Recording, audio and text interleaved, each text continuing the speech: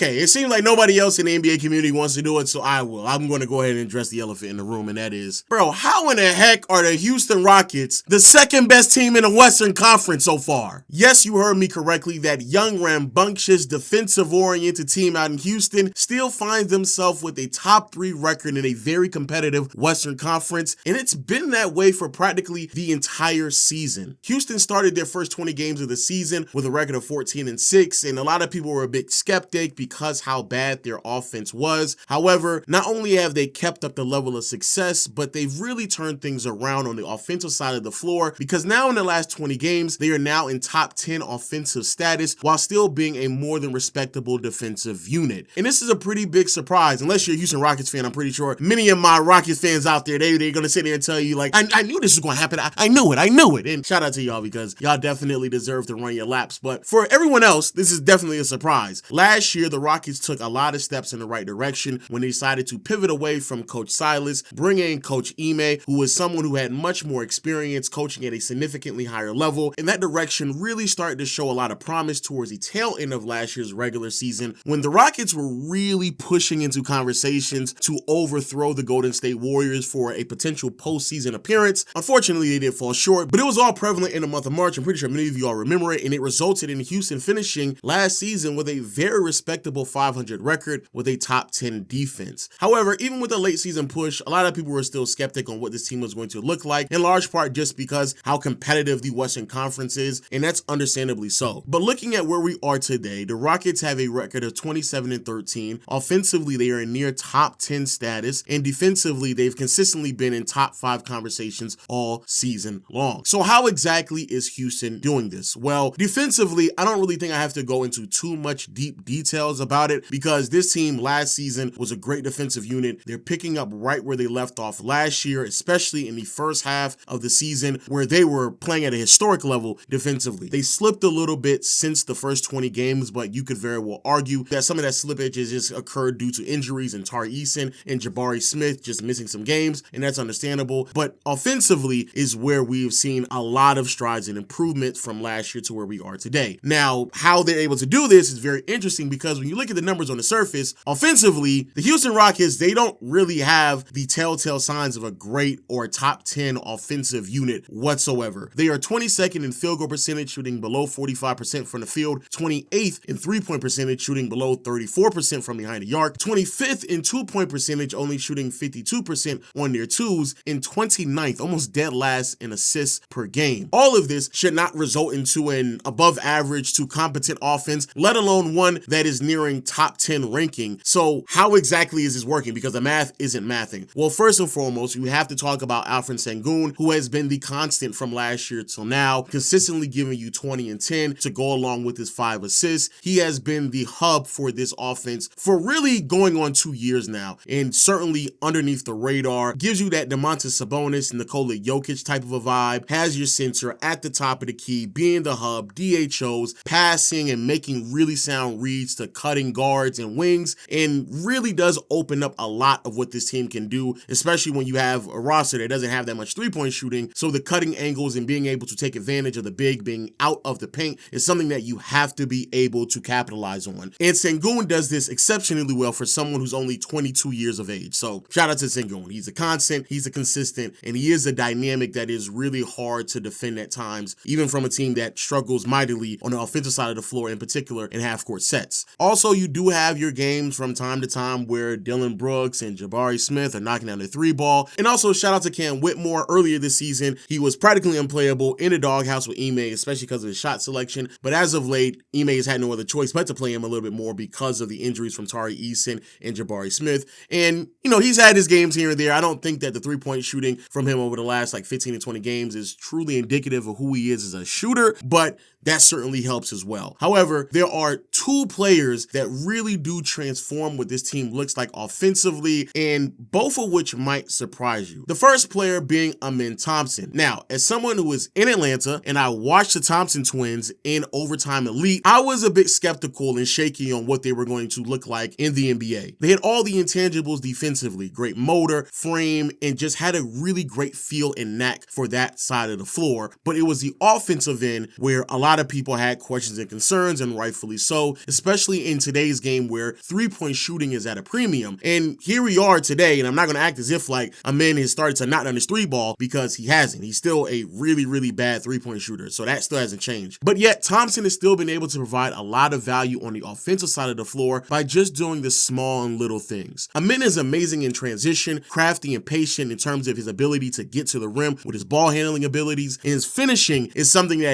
to marvel over. His ability to absorb contact from bigger players and still finish at the rim is something that is very impressive for someone of his age and lack of experience. Only a sophomore, only 22 years of age, and yet his ability to just take on bigger defenders and still finish above the trees, something that you have to really, really watch and marvel over. However, probably the biggest aspect of his game that provides a lot of value offensively is just simply cutting to the basket and also crashing the offensive glass. Because Sengun is away from the basket, pulling away the opposing team's big man, this just leaves constant openings for cutting lanes, in particular on the baseline, and that's where Amin really thrives at. You can constantly see him catching lobs or just jumping into the dunker spot and just taking advantage of the defense that's kind of shifted over to pay a bit more attention to someone like Sengun or Jalen Green, and he is just amazing at taking advantage of very small window of opportunities so he can just get easy buckets at the rim. Because, his teammates don't really make their shots at a really, really high clip, Thompson does take advantage of the fact that he is 6'7" with a crazy motor. And I actually want to take the time out to acknowledge this. Bro, the Thompson twins' athletic gifts are actually pretty crazy. Their ability to just explode in space constantly, very impressive. Being 6'7" and being able to get up there just as well as any other big man in the NBA, very, very impressive. And the second and third jumps and effort after you come down with the offensive board to make sure that you can finish just gives more possessions to a team that does struggle at times in the half-court offense. And all of this results into Amin averaging 13 points, 7 to 8 rebounds, 2 assists, while converting 56% of his shots from the field. And those rebounding numbers are slightly up over the past 10 to 15 games because Jabari Smith has been out dealing with some injuries, as well as Tari Eason. So he's been getting more burn, more reps, and across the board, it's been much more impactful. Even when you look at his on-off numbers over the last 10 to 15 games, offensively,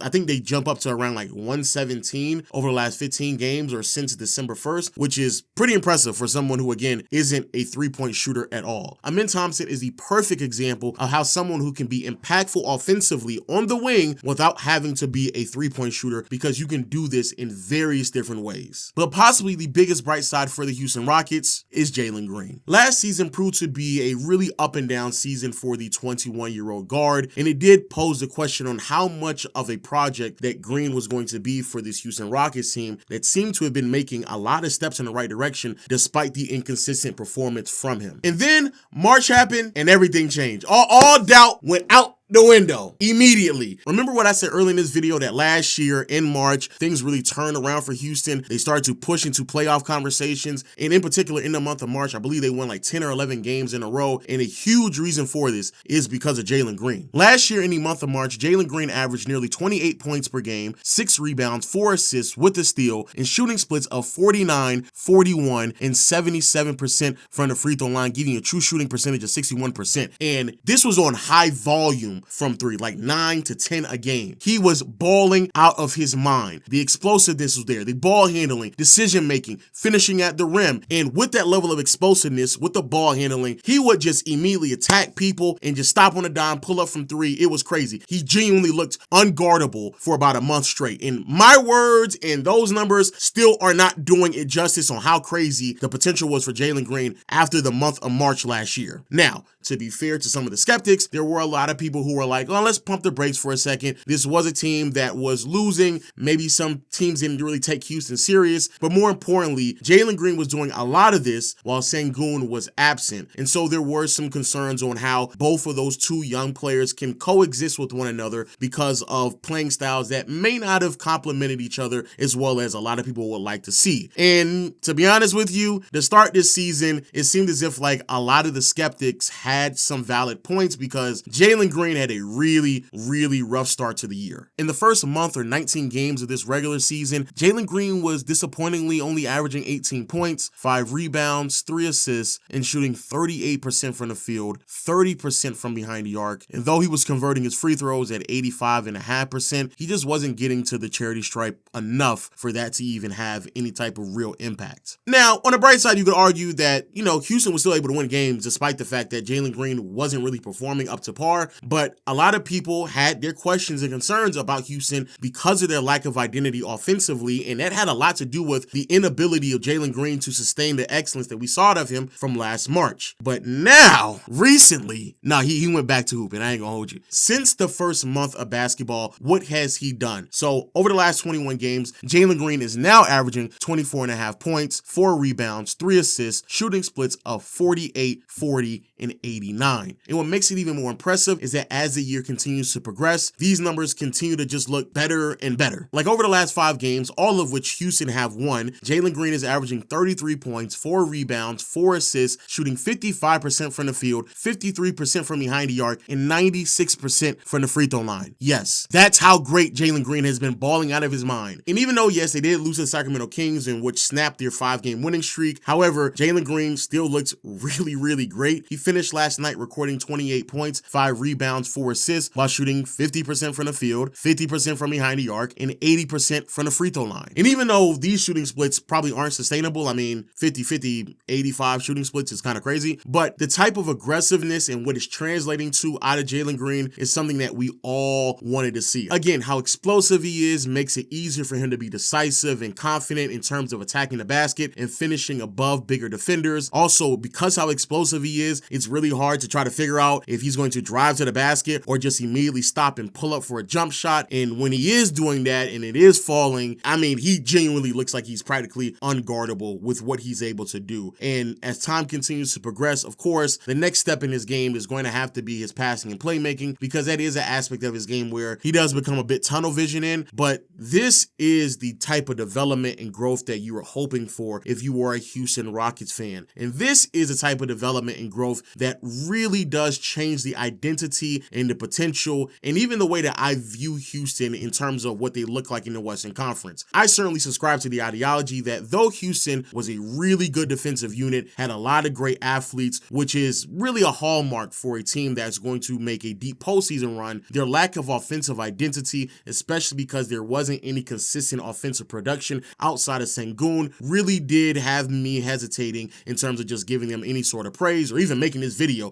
for that matter. But looking at what Jalen Green is doing now certainly has me much more optimistic on what Houston is going to look like long term. And shout out to Jalen, because early on this season, even though yes, Houston was winning, they were winning despite the fact that Jalen was not performing at the level in which a lot of people thought he was going to be able to carry over from last year. And of course, you definitely want to see the sample size be much larger than just a 20-game stretch, so we're not going to jump to any crazy conclusions about where he ranks in the NBA. However, I do believe this sample size is large enough for people to kind of tone down a lot of the trade talk conversations that were surrounding this team with Jalen Green, because about a month and a half ago, there were a lot of people kind of questioning like, hey man, if this whole Jalen Green thing don't really work out, we could potentially pivot on to another guard like a De'Aaron Fox, who is certainly prepared to optimize and maximize this win now situation that Houston has quickly found themselves in. So shout out to Jalen Green, and also shout out to the Houston Rockets, because I do believe this has been a very quick and impressive turnaround from a franchise that just like 4, maybe 5 years ago went without Harden, and now they find themselves right back at the top of the Western Conference. Matter of fact, for them to find themselves back at the top of the conference this quickly with a franchise that's being ran by a really great coach, a really young core, complementary pieces that can all grow with them long term, and more importantly, this is a team that has a lot of draft capital. Houston is the same team that traded some Brooklyn Nets picks back to Brooklyn to receive some Phoenix Suns picks, and as of right now, that's definitely looking like that was the right move, because Phoenix is in trouble. So everything looks bright, sunny, and optimistic out in Houston. Shout out to the Rockets. Though I don't think they're going to win a championship this year, and maybe not even the next, it's still important that I highlight a team that is making the right steps in the right direction and is exceeding expectations by a fairly wide margin. So shout out to Houston, shout out to Jalen Green, all the other great young talent out there in Houston, and make sure if you want to continue to see videos like this, hit the subscribe button, notification bell, and comment down low anything else you want me to talk about on this channel. But until next time, I'll see you all later. Peace.